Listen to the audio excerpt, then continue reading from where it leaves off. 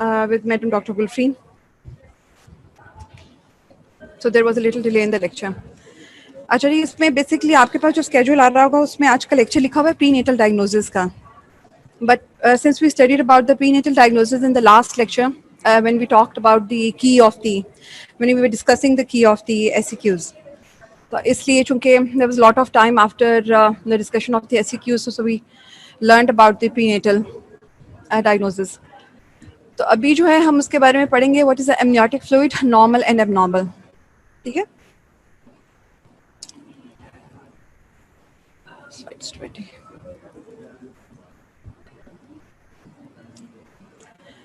Actually, what are the important things to be noted in the amniotic fluid abnormalities is amniotic fluid function, clinical importance of amniotic fluid, then we have the volume and composition and the amniotic fluid abnormalities.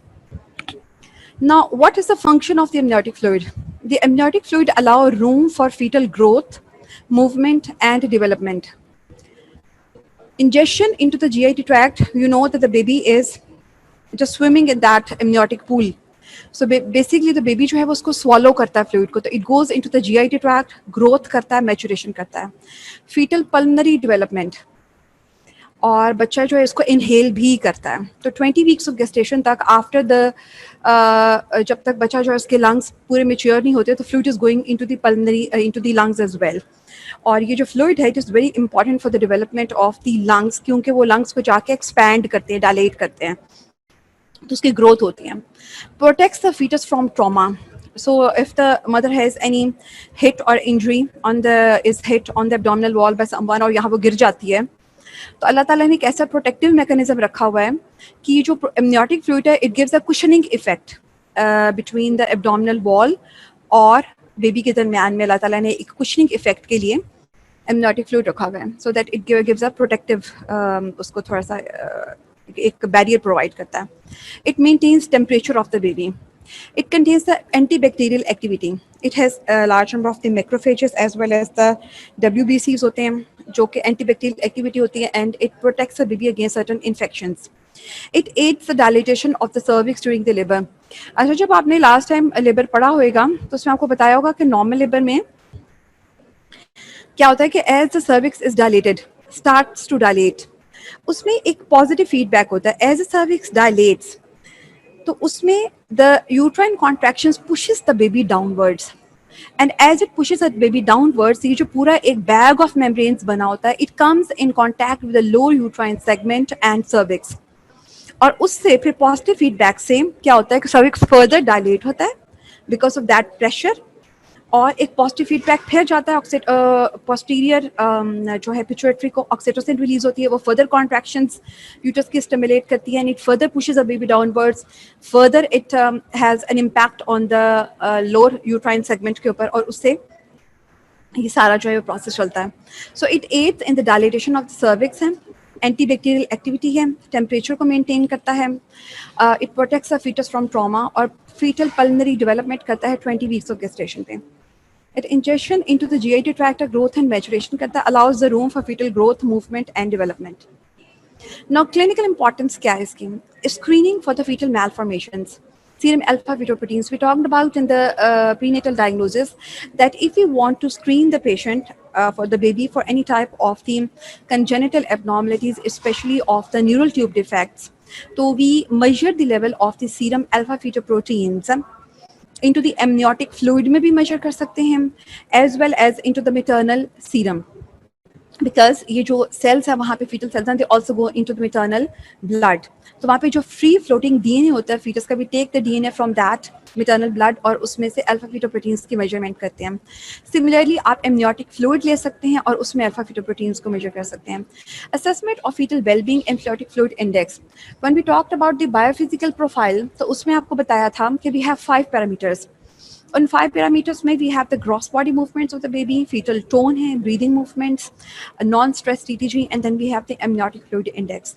और मैंने आपको तब ये भी बताया था कि आपने amniotic fluid index measure कैसे करना है. We measure the deepest vertical pocket in all the 4 quadrants of the baby, measure the deepest vertical pocket in all the four quadrants of the uterus भी आप कह सकते हैं, your four sides of the baby, and then we add it up and divide it with 4. This gives us the amniotic fluid index, and this amniotic fluid index जो है it shouldn't be less than 5. ये 5 से कम नहीं होना चाहिए. Assessment of the fetal lung maturity.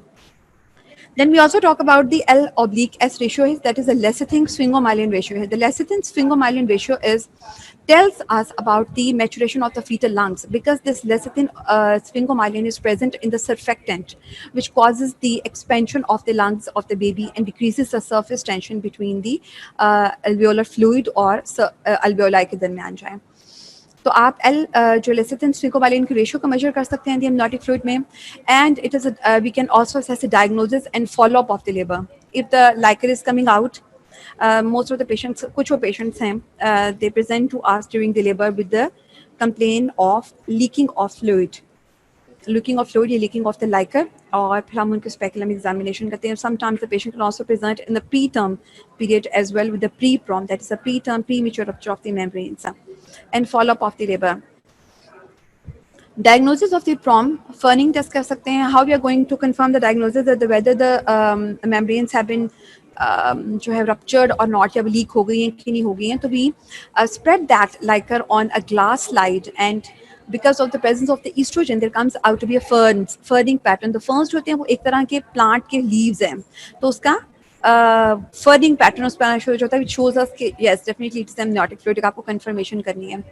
Amniotic fluid formation and composition. Where does this amniotic fluid comes from? Now amniotic fluid is 5 to 50 ml and arises from, कहाँ से आता है ये? Ultrafiltrate of maternal plasma through the vascularized uterine decidua in the early pregnancy. What is this amniotic fluid? It is the ultrafiltrate of maternal plasma. Maternal जो plasma है वहाँ से आता है through the vascularized uterine decidua in the early pregnancy, and it also comes from the transudation of the fetal plasma through the fetal skin and umbilical cord. तो fluid जो है वो सीप होके आ रहा है फ्रॉम द फीटल स्किन से, umbilical cord से भी आता है. There is also contribution from the placenta as well, surface of the placenta से भी आता है. और कुछ जो फ्लूइड है that is the baby is producing, उसके जो यूरिन है उसमें भी amniotic fluid होता है. तो जो यूरिन होता है it's also contributing to that after 20 weeks of gestation, जब किडनीज जो है वो काम करना शुरू कर देती हैं. तो बिफोर 20 वीक्स कहाँ से आता है वो आपको बता रहा है. First and early second trimester की उसने बात की है. It is the ultrafiltrate of maternal plasma and transudation of fetal plasma through the fetal skin and umbilical cord up to 20 weeks of gestation. It is isoosmolar with the fetal and maternal plasma, though it is devoid of proteins. It doesn't have any protein contents in it, except वो जो हम alpha fetoproteins की थोड़ी बहुत बात करते हैं, वो these are the only proteins which are present there. और इसके अलावा it is isoosmolar का मतलब है कि isoosmotic से osmolar इसका pressure होता है with the maternal fetal plasma. इस वजह से ना तो ये अपने अंदर जो है वो water को absorb करता है, ना ही retain करता है, और ना ही push करता है उसको. Now from 20 weeks के बाद कहाँ से आता है ये amniotic fluid? Mainly from the fetal urine से. At 18 weeks of gestation, the fetus voids 7 to 14 ml per day. At term, the fetal kidneys excretes 600 to 700 ml of urine per day into the amniotic fluid. Or fetal respiratory tract excretes 250 ml per day into the amniotic fluid. So एक तो बच्चा जो है वो urine भी कर रहा है, किडनी से आ रहा है आफ्टर 20 वीक्स. इसके अलावा बच्चे के रेस्पिरेटरी ट्रैक्ट से आ रही हैं through the secretions 250 ml per day, and the fluid transfers across the placenta. मैंने आपको पहले कह दिया प्लेसेंटा से भी आता है, एंड फीटल ओरो नेजल स्क्रीशंस. तो 4 सोर्सेज हैं 20 वीक्स के बाद, और 20 वीक्स से पहले 2 सोर्सेज हैं. एक तो हमने बात की है कि ट्रांजिडेट है फ्रॉम द फीटल प्लाज्मा से, और एक है अल्ट्राफिल्ट्रेट ऑफ मैटरनल प्लाज्मा. तो 2 जगह से जो है वो फ्लूइड आ रहा है. और 20 हफ्तों के बाद, बिकॉज द फीटल जो kidneys they start producing the urine, so it's about 600 to 700 ml of the urine per day है. fetal respiratory tract secretions आ रही होती हैं, and the fluid transfers across the placenta है, और oronasal secretions हैं. Now this secretion is controlled by, अब ये तो नहीं हो सकता कि secretions आती जा रही है, तो there has to be something or some system में that from where it is absorbed. क्योंकि अगर इतना ज़्यादा फ्लूइड हो जाएगा तो वो अगर 20 वीक्स तक 40 वीक्स तक तो फिर कहीं का कहीं पेट पहुंच जाएगा. तो फीटल स्वॉलो भी करता है. At term removes 500 ml per day. बच्चा स्क्रीट भी कर रहा है और साथ उसको स्वॉलो भी करता है और स्क्रीट भी कर रहा है थ्रू द यूरिन भी, ओरल स्क्रीशंस भी हैं और रेस्पिरेटरी स्क्रीशंस भी हैं. और री एब्जॉर्प्शन इनटू मैटरनल प्लाज्मा में भी होता है through the osmotic gradient. Amniotic fluid constituents are urea होता है, उसमें क्रेटिनिन है, uric acid, desquamated fetal cells हैं, vernix caseosa, which is a thick excretion, a thick type of the material which is present on the surface of the baby, lanugo hair and others, and hypoosmolar amniotic fluid. Amniotic fluid का volume कितना होता है? आपसे कभी MCQ आ जाता है कि जी 20 weeks पे फ्लूइड जो उसके 4 ऑप्शंस लिखे होती हैं कि 20 वीक्स पे इतना फ्लूइड होता है, या पे 30 वीक्स के लिखा होता है, या 40 तक कि उसमें एमनोटिक फ्लूइड जो कॉन्सेंट्रेशन है, ये एमनोटिक फ्लूइड इंडेक्स है, वो इतना हो सकता है। मोस्ट प्रोबेबल की बात कर रहे होते हैं, तो उसमें फिर आपने बताना होता है। तो ये एमनोटिक फ्लूइड वाला जो क्वेश्चन है, ये बहुत ही ज़्यादा इंपॉर्टेंट है आपका चैप्टर, ओलिगोहाइड्रोएमनियोस्पी, पॉलीहाइड्रोएमनियोस्पी। ये आपका जो है उसमें आईयूजीआर में भी साथ काउंट होता है, सीक्यूज में तो ज़रूर ही आता है। कॉजेज़ क्या क्या हो सकते हैं उसमें पूछे जाते हैं, what could be the possible causes of the oligohydramnios की क्या हो सकती हैं, पॉलीहाइड्रोएमस की क्या कॉजेज हो सकती हैं। और या फिर ऐसी किस तरह से आता है कि एक बच्चा आपके पास आया है, पेशेंट आई है फॉर द एंटीनेटल चेकअप और abdominal examination, the frontal height is less as compare to the duration of the gestation, what is the differential diagnosis पूछ लेते हैं, और फिर उसके बाद बता देते हैं, पूछते हैं कि how are you going to manage this patient if she is at 30 weeks of gestation या 32 पे है, तो आप उसको फर्दर किस तरह से उसकी मैनेजमेंट प्लान करेंगे। So amniotic fluid volume में about 500 ml enter and leave the amniotic sac each hour. तो कितना ज़्यादा है कि 500 ml पर आवर जो है इसका सर्कुलेशन हो रही है। So gradual increase up to 36 weeks to around 600 to 1000 ml, then decreases after that. 36 weeks of gestation के बाद जो है एमनियोटिक फ्लूइड ऐसा सा थोड़ा सा कम होना शुरू हो जाता है। इस वजह से हम बात करते हैं कि अगर 40 वीक्स ऑफ गेस्टेशन तक पेशेंट चली गई है तो उसमें एमनियोटिक फ्लूइड यूजली थोड़ा सा कम होता है, और ऐसे बच्चों में जो पोस्ट एडेड बच्चे होते हैं उनके अंदर फिर एमनियोटिक वो जो है मेकोनियम के एस्पिरेशन के चांसेस भी ज़्यादा होते हैं। The normal range is wide but approximate volumes are 500 ml at 18 weeks पे, 800 ml at 34 weeks, 500 ml at 18 to 20 weeks हैं, 800 ml at 34 weeks, 600 ml eight term, क्योंकि हमने कहा है कि 36 वीक्स के बाद जो है वो कम होना शुरू हो जाता है। और टर्म कहाँ से कहाँ तक होती है? Term is from 37 completed weeks of gestation till the 40 + 6 weeks of the gestation तक। एमनियोटिक फ्लूइड वॉल्यूम असेसमेंट कैसे करते हैं? We can do the clinical assessment कर सकते हैं, but the clinical assessment is not that much reliable, so we always have to confirm it through the ultrasound scan से करते हैं। The clinical assessment is unreliable. Objective assessment depends on the ultrasound to measure the deepest vertical pocket. अभी बात की हमने amniotic fluid index, it is a total of the deepest vertical pocket in each 4 quadrants of the uterus. It is a more sensitive indicator of amniotic fluid volume throughout pregnancy. तो जो deepest vertical pocket है, it is not the most reliable चीज़ नहीं है, इसकी जगह हम amniotic fluid index calculate करते हैं। हो सकता है कि आपने जो पॉकेट देखी है वो सिर्फ एक सिंगल पॉकेट थी और वो आप कह रहे हैं कि जो 5 या 6 ml की थी, और आप उस पर खुश हो जाएं कि जी नहीं लाइकर जो था वो तो बिल्कुल ठीक है, लेकिन आप बाकी जो अगर 3 क्वाड्रेंट्स पे पॉकेट्स को मेजर करते हैं तो वो जो है वो बिल्कुल है ही नहीं वहाँ पे, like it was the only pocket present there. तो इसलिए चारों क्वाड्रेंट्स से मेजर करके उसका फिर सम अप निकालते हैं, and that is amniotic fluid index and it is the most reliable one. बेटा क्लिनिकल असेसमेंट आपको बता दूं इस वजह से रिलायबल नहीं होती क्योंकि हर किसी का क्लिनिकल एक्सपीरियंस डिफरेंट होता है। हो सकता है मैंने एब्डोमिनल एग्जामिनेशन करूँ और मुझे सॉरी उसका जो है लाइकर कम लग रहा है, कोई और एग्जामिनेशन करे और कहे कि नहीं जी मेरा तो क्लिनिकल असेसमेंट ये है कि लाइकर ये वाला ठीक है, तो it always has to be confirmed. Amniotic fluid abnormalities की बात कर लेते हैं। ओलिगोहाइड्रोनियाज है defined as reduced amniotic fluid, that is amniotic fluid index of 5 centimeters or less, or the deepest vertical pocket of less than 2 centimeters. The deepest vertical pocket is less than 2 centimeters, or the amniotic fluid index of 5 centimeters or less than. And what is a polyhydramnios? Defined as excessive amount of amniotic fluid of 2000 ml or more, amniotic fluid index of greater than 25 centimeters, amniotic fluid index of greater than 25 centimeters, और the deepest vertical pocket of 8 centimetre. बेटे ये आपका MCQ है, please ये याद करें कि oligo में क्या क्या वैल्यू है इसकी और पॉली में क्या वैल्यू है। ओलिगो का मतलब है कि एमनियोटिक फ्लूइड इंडेक्स 5 सेंटीमीटर से कम है और deepest vertical pocket is less than 2 centimetres. और पॉलीहाइड्रोनियाज का मतलब है कि एक्सेसिव अमाउंट ऑफ फ्लूइड है और इसमें amniotic fluid index is greater than 25 centimetres and deepest vertical pocket is 8 centimetre से ज़्यादा है। अब कॉजेज क्या क्या हो सकती हैं ओलिगोहाइड्रोनियाज? ये आपका एससीक्यू का क्वेश्चन है, पार्ट 1। रीनल कॉजेज हो सकती हैं फीटल कॉजेज में. सो रीनल कॉजेज आर 57%. अब रीनल कॉजेज क्या क्या हो सकती है? Renal agenesis. It is possible कि बच्चे की जो किडनीज है वो बायोलेटरली एब्सेंट है, तो जब यूरिन प्रोड्यूस ही नहीं हो रहा तो 20 वीक्स तक तो रहेगा लाइकर प्रेजेंट, लेकिन after the 20 weeks of the gestation it starts decreasing. और फिर जब आप उसका किडनीज को एवेल्यूएट करने के लिए आपने स्कैन किया, आपको किडनीज कहते हैं कि जो नज़र नहीं आ रही, तो you do go for the Doppler ultrasound. जब आप रीनल आर्टरीज का डॉप्लर करते हैं तो डॉप्लर का मकसद ये होता है कि आपको रीनल आर्टरीज नजर आ जाए, उसमें अगर ब्लड फ्लो नहीं नजर आ रहा है मींस की किडनीज आर एब्सेंट. तो बायलेटरल रीनल एजेनेसिस हो सकते हैं, पॉलीसिस्टिक किडनीज हैं which is an inherited disorder है, एक ऑटोसोमल डोमिनेंट हो सकता है, ऑटोसोमल रिसेसिव भी होता है.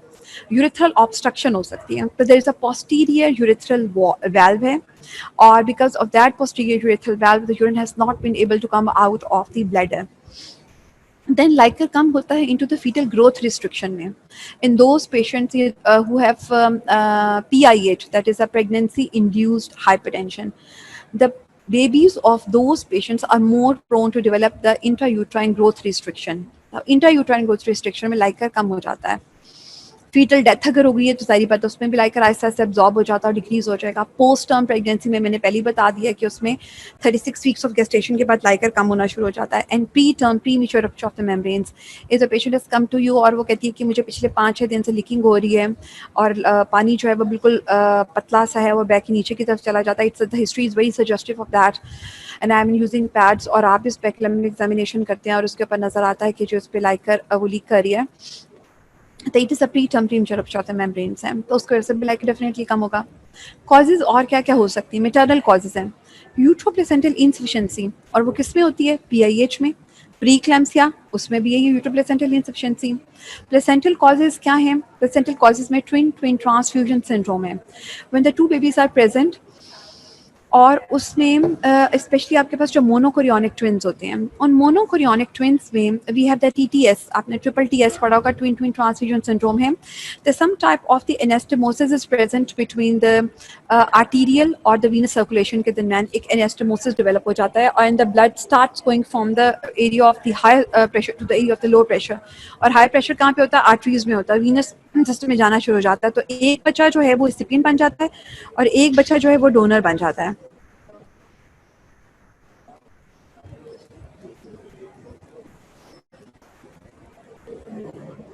ठीक है.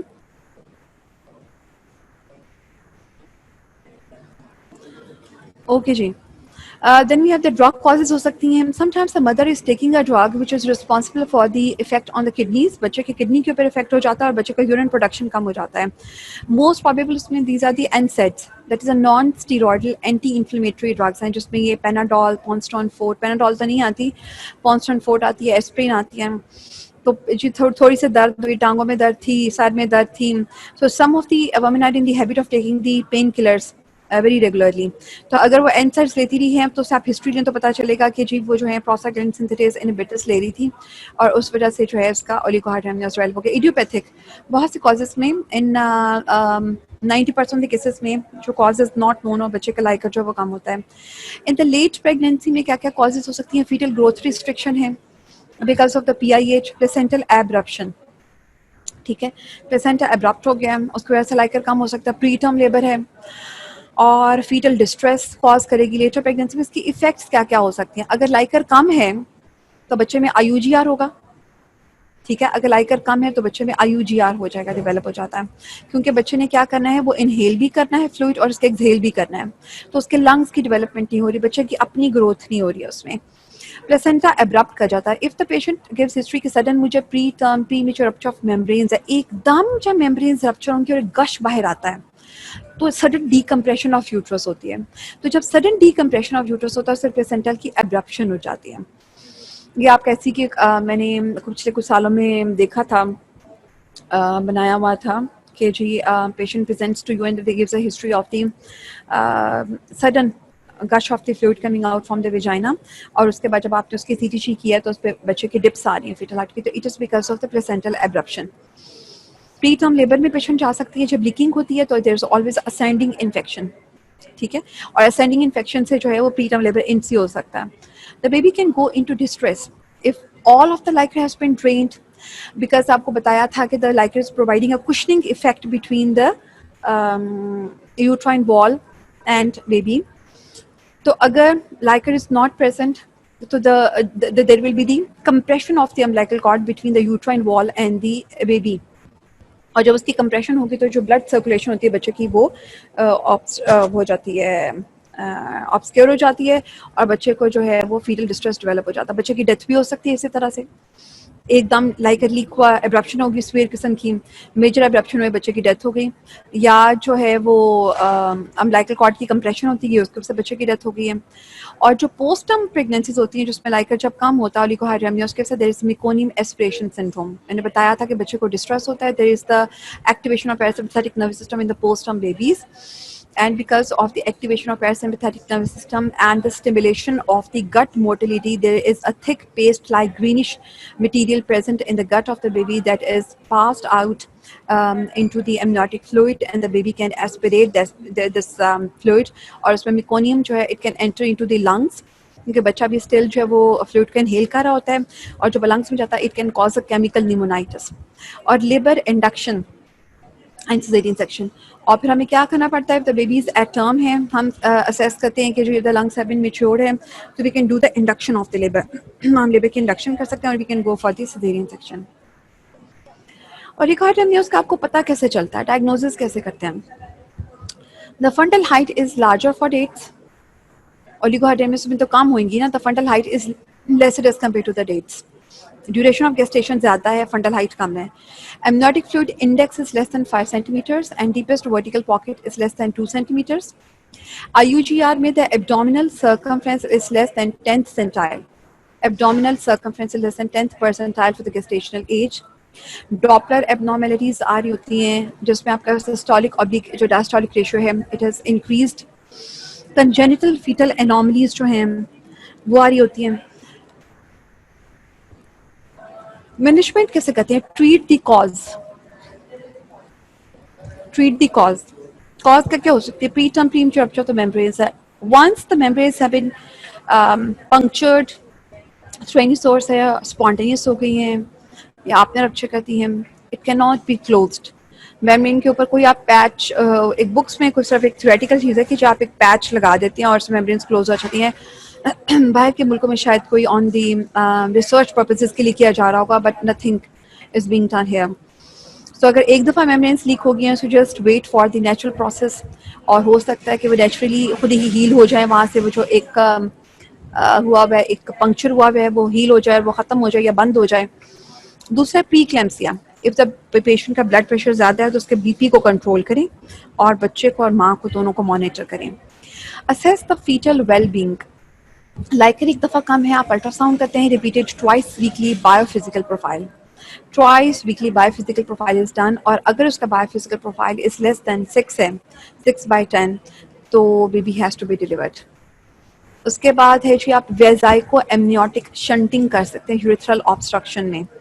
If there is posterior urethral valve present and the urine has not been able to come out of the bladder because of this posterior urethral valve or the urethral stenosis, we do the vesicoamniotic shunt. That is, we put a shunt from the bladder into the amniotic cavity ताकि वहाँ से urine जो है वो directly बाहर की तरफ आता रहे. और फिर जब बच्चा डिलीवर हो जाता है तो उसके बाद we refer this baby to the paediatric urologist है जिसका ऑपरेशन करके फिर जो वाल्व है इसको रिमूव कर दिया जाता है.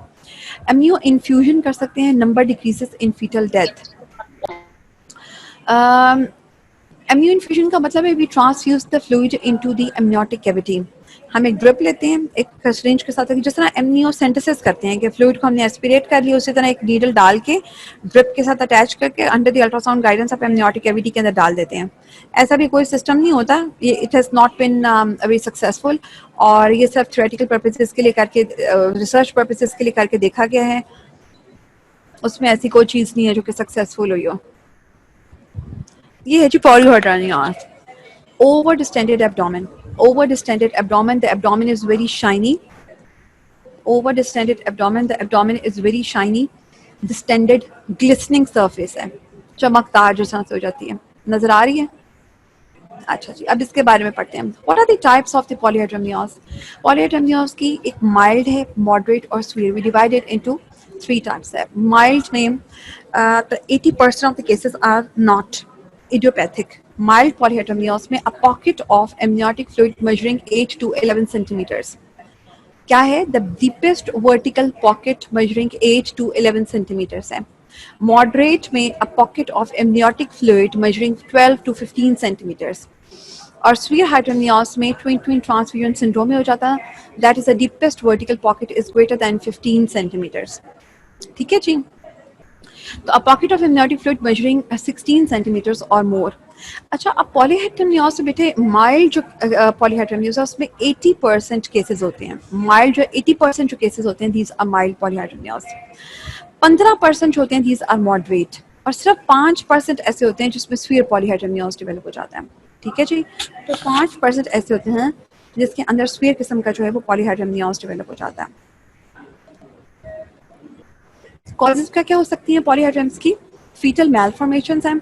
अच्छा, अगर आप इसको अब जहन में रखें तो आपको ये बात कम से कम इतनी समझ आ जानी चाहिए कि लाइकर आ कहाँ से रहा था और जा कहाँ रहा है। बच्चे के मुंह से आ रहा था, ओरोनेजल एक्सक्रीशंस थी, लंग से आ रहा था, वो स्क्रीट कर रहा था, प्लेसेंटा से आ रहा था, और बच्चे की किडनी से आ रहा था। अगर वो ज्यादा हो गया, कम की बात की है कि बच्चे की किडनी प्रोड्यूस ही नहीं कर रही है, या फिर पोस्टीरियर यूरेथ्रल वाल्व हो गया, बाहर नहीं आ सकता, IUGR है जिसमें बच्चे की ब्लड सप्लाई ही इतनी कम है कि यूरिन कम बन रहा है, बच्चे को IUD हो गया उस वजह से लाइकर कम हो गया है, लीकिंग शुरू हो गई उस वजह से लाइकर कम हो गया है। अब ज्यादा कब होगा? जब बच्चा जो है वो स्वॉलो ही नहीं कर पा रहा, या फिर यूरिन बहुत ज्यादा आ रहा है, बच्चे को बहुत ज्यादा यूरिन आ रहा है, माँ को डायबिटीज है और बच्चे को भी सारी बात है, शुगर की कॉन्सेंट्रेशन उसमें ज्यादा हो जाती है अनकंट्रोल्ड डायबिटीज में। तो जो ग्लूकोज है, if there is the hyperglycemia, it causes the osmotic diuresis. Glucose always carries with it a lot of water. तो because of the osmotic diuresis की वजह से बच्चा बहुत ज़्यादा यूरिन पास कर रहा होता है। GIT का कोई इफेक्ट हो गया कि GIT में बच्चे की कोई ऑब्स्ट्रक्शन है, इसोफेजियल कोई एट्रीजिया है, या फिर कोई ड्यूडेनल एट्रीजिया है, तो उस केस में बच्चा फ्लूइड स्वॉलो ही नहीं कर सकता। जब वो स्वॉलो नहीं करेगा तो सारा फ्लूइड एमनियोटिक कैविटी में ही रहेगा, तो it could be the cause of the polyhydramnios. Similarly अगर CNS की कोई एब्नॉर्मलिटीज हैं, इसमें एनेनकेफली है। एनेनकेफली में the skull is not present, the brain is directly exposed to the amniotic cavity, तो उसमें से मेनिंजेस में से फ्लूइड सीरप हो के बाहर की तरफ आता जाता, सीप होके। इसी तरह ट्विन ट्रांसफ्यूजन में हमने बात की है कि एक बच्चा जो होता है उसके ब्लड सप्लाई ज़्यादा होती है, एक बच्चे की कम होती है, तो जो एक बच्चा पॉलीयूरिया कर रहा होता है उस वजह से भी लाइकर बहुत ज़्यादा हो जाता है। Let's talk about it.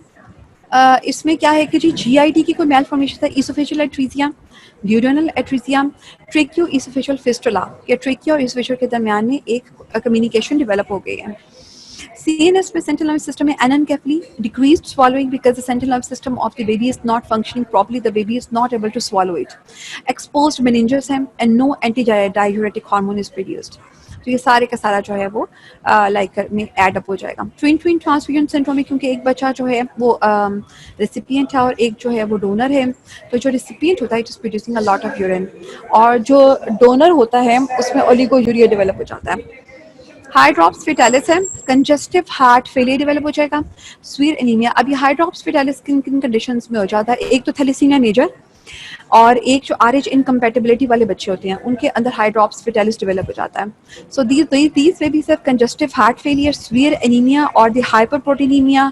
जब हाइपरप्रोटीनीमिया होगा तो क्या होता है कि आपका जो ऑस्मोटिक का प्रेशर है अंदर का वो कम हो जाता है, colloidal osmotic pressure is decreased, and because of this decrease colloidal osmotic pressure the fluid starts to come out of the vessels और कैपिलरीज से बाहर आ जाता है, तो that is the placental transudation ज़्यादा होती है। डायबिटीज मेलाइटिस में ऑस्मोटिक डाययूरेसिस है, and 90% of the cases of polyhydramnios is idiopathic. Symptoms क्या होंगे बेटा? जब इतना बड़ा टमी होएगा, इतना ज़्यादा लाइकर होगा, तो उसमें ये है कि it is pushing up the lungs, it is pushing up the diaphragm, lungs को ऊपर की तरफ पुश करेगा और लंग्स सही तरह से एक्सपैंड नहीं हो सकेंगे। The lungs have not been able to expand properly, तो पेशेंट डिस्निया की कंप्लेन करती है, that is difficulty in breathing. और उसके बाद लंग्स में इंडाइजेशन, सॉरी कह रही हूँ, स्टमक में भी ऊपर प्रेशर करेगा तो उसमें इंडाइजेशन की भी कंप्लेन होती है। So dyspnoea, oedema, abdominal distension, preterm labour, when the abdomen is distended too much, तो वो क्या होता है कि वो लेबर में इंस्यू करता है, ऊपर की तरफ मैसेज आता है ब्रेन को कि जी फुल टर्म प्रेगनेंसी जो है वो पहुंच गई और अब जो लेबर है वो शुरू हो जाना चाहिए। तो because of the over distended uterus की वजह से The patient can go into preterm labor. Abdominal examination पे क्या findings होंगी? The uterus is large for the duration of gestation. अब आपका ये डिफरेंशियल डायग्नोसिस बनता है, SCQ का एक पार्ट है. So the uterus is larger than duration of the gestation. It is very difficult to palpate the fetal parts. क्योंकि बच्चा लाइकर इतना ज्यादा बच्चों का palpate ही नहीं कर सकते. Difficult to hear the fetal heart sounds भी audible नहीं होते. Balotable fetus. What is the lie of the fetus ये आपको पता ही नहीं चलता. अल्ट्रासाउंड जब करते हैं तो बच्चा घूमता जा रहा है. आप एक एग्जैक्ट बता नहीं सकते कि बच्चे की इस वक्त लाई क्या है. अल्ट्रासाउंड पे excessive amniotic fluid, that is amniotic fluid index is greater than 25 है, और deepest vertical pocket is greater than 8 centimetres, और फीटल एबनॉर्मलिटीज उसको रूल आउट करना बहुत ज़रूरी है. अच्छा जी, उसके बाद है मैनेजमेंट कैसे करनी है आपने. What is the management that you are going to do in the case of the polyhydramnios. If the minor degree है पॉलीहाइड्रोनियोस है, माइल्ड पॉलीहाइड्रोनियोस है, जो कि हमने कहा है कि 80% केसेस में होता है, ऐसे पेशेंट्स के अंदर हम डायबिटीज़ को रूल आउट करते हैं. And if the patient is diabetic है, we try to control the BSL. We do the BSL monitoring, that is a blood sugar level monitoring की जाती है पेशेंट की 6 times a day. And then we try to control this sugar levels with the जो है oral hypoglycaemia के साथ, और with the help of the insulin. सिर्फ हम इनको कंजर्वेटिव मैनेज करते हैं, एनॉमलीज के लिए रूल आउट कर लेते हैं, और अल्ट्रासाउंड स्कैन पे एमनियोटिक फ्लूइड इंडेक्स को मॉनिटर करते हैं. Which is ask the patient to take bed rest. Diuretics बेटिक are not recommended. Diuretics are not recommended in pregnancy. Water and salt restriction का भी कोई फायदा नहीं कि जी नमक कम खाएं, पानी कम हो जाएगा, ऐसा कुछ नहीं होता. हॉस्पिटलाइजेशन कब करेंगे? if the patient is dyspneic, if the patient is complaining of breathlessness है, abdominal pain है, और difficult ambulation, चला फिरा नहीं जा रहा, प्रेशर बहुत ज़्यादा है, सांस खराब हो रहा है, तो we have to admit the patient. Indomethacin की जो थेरेपी है वो क्या करती है? इसका ट्रीटमेंट दिया जाता है कि जी हम 28 वीक्स ऑफ गेस्टेशन के बाद we can give this non steroidal anti inflammatory drugs to this patient to decrease the amount of the liquor, ताकि यूरिन कम प्रोड्यूस हो. इंडोमेथासिन देते हैं. Indomethacin is a prostaglandin synthetase inhibitor, और it goes and it decreases the amount of the urine production from the fetal kidneys. It decreases the amount of the urine production from the fetal kidneys, और हम इसको 32 weeks के बाद नहीं देख सकते. इसको हम सिर्फ 4 हफ्तों के लिए देते हैं, और उसमें अपने ख्याल रखना है कि बच्चे की मॉनिटरिंग बहुत ज़रूरी है, and not to be continued after 32 to 34 weeks of gestation, because it can cause certain complications. अब कॉम्प्लिकेशंस क्या हो सकती हैं, ये भी आपका MCQ बनता है. Indomethacin impairs the lung liquid production को भी कम करता है, एनहांसेस एब्जॉर्प्शन. जो लंग से फ्लूइड आ रहा है उसकी एब्जॉर्प्शन को इंक्रीज करता है, प्रोडक्शन को कम करता है, liquid movement across the fetal membranes. क्या हो सकती हैं? Premature closure of ductus arteriosus. It causes the impairment of renal functions and cerebral vasoconstriction, so not used after 35 weeks. ठीक है, 3 कॉम्प्लिकेशंस मेजर जो होती हैं, और भी इसके अलावा भी हैं. That is a premature closure of ductus arteriosus है, रीनल फंक्शंस को बच्चे के खराब कर देता है, और सेरेब्रल वेसोकंस्ट्रिक्शन कॉज करता है. एक तो ये है कि ट्रीटमेंट एंडोमेथासिन दे सकती है. 2-3 और ट्रीटमेंट्स दी जाती है. We can give the magnesium sulphate दे सकते हैं, और वो भी जो है वो थोड़ा सा इसमें इफेक्ट करता है, और लाइकर को थोड़ा कम करने की कोशिश करता है. और अगर बहुत ज़्यादा स्वीर किस्म का पॉलीहाइड्रोनियोस हो तो we can do the amniocentesis के फ्लूइड को हम एस्पिरेट कर लेते हैं. ठीक है, अंडर द अल्ट्रासाउंड गाइडेंस उसी तरह नीडल डालते हैं और फ्लूइड को डिक्रीज कर देते हैं, वहाँ से फ्लूइड एस्पिरेट करते हैं. जब तक नॉर्मल लाइकर नहीं रह जाता, एमनियोटिक फ्लूइड इंडेक्स जो है वो 8 सेंटीमीटर तक आ जाता, तो फिर हम उसमें लाइकर एस्पिरेट करना बंद कर देते हैं. इससे पेशेंट की सिम्टोमेटिक रिलीव होता है कि जो उसको सांस खराब हो रहा था, उसका लंग्स ऊपर की तरफ पुश हो रहे थे, उसको जो GIT के सिम्टम्स आ रहे थे वो ख़त्म हो जाते हैं. दूसरी बात ये है इसमें कि जो बच्चा था जिसमें हमें बहुत ज़्यादा chances patient can go into pre term labour और बच्चा प्री टर्म डिलीवर हो जाएगा, उसके चांसेस कम हो जाते हैं कि ओवर डिस्टेंडेड एब्डोमेन नहीं होगा तो प्री टर्म में जाने के चांसेस कम होंगे. लेकिन but at the same time इसकी कॉम्प्लिकेशंस भी अपनी हैं. जब आप एक प्रोसीजर कर रहे हैं प्रेगनेंसी के दौरान में, तो इट हैज़ अ चांसेस कि हो सकता है कि pre term premature rupture of membranes हो जाए. इन्फेक्शन अंदर जा रहा है उस नीडल से, चाहे आप जितने भी एसेप्टिक मेजर्स कर लें, तो इंट्रोडक्शन ऑफ इन्फेक्शन की वजह से it can result into rupture of the membranes. Patient pre term labour में जा सकती है, कोई एमनाइटिस हो सकता है. और जब सडन गश ऑफ फ्लूइड आप निकालते हैं, मैंने आपको पहले भी बताया कि जब सडन गश ऑफ फ्लूइड एकदम निकालेंगे तो प्लेसेंटल एब्रप्शन के चांसेस बहुत ज़्यादा हो जाते हैं. और here we come to the end of the lecture, और thank you very much for listening to me patiently. बेटे आपके सारे के सारे जो हैं वो जो है रिवीजन लेक्चर्स हैं, और मेरा ख्याल है कि इसमें बहुत ज़्यादा उसकी ज़रूरत तो नहीं होती। हाँ, अगर आप लोगों को कोई प्रॉब्लम है